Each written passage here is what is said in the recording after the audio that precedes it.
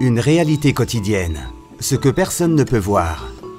Les médicaments vitaux sont loin d'être la seule chose qui pénètre dans le sang d'un patient lorsque les médicaments sont administrés. L'air ambiant, les bactéries, les endotoxines et les particules peuvent également faire partie du voyage.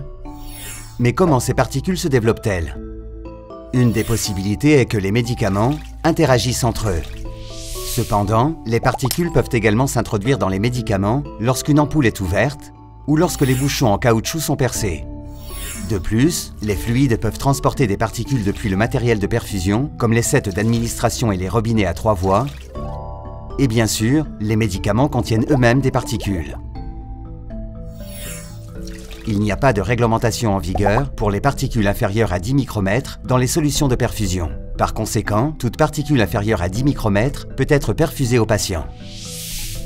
Les macroparticules représentent une menace considérable pour le corps car elles peuvent endommager et obstruer les vaisseaux sanguins.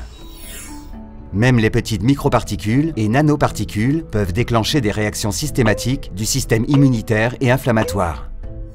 Cela peut ralentir le processus de guérison et présenter un risque supplémentaire pour les patients en soins intensifs.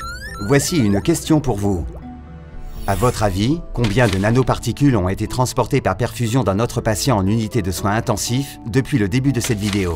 C'était il y a moins de 2 minutes. Combien cela aurait-il été après 72 heures, la durée moyenne de séjour d'un patient en unité de soins intensifs? Heureusement, des solutions simples et efficaces ont été développées, les filtres en ligne fabriqués par Pôle Médical. Ces filtres protègent notamment les patients des macro, micro et nanoparticules.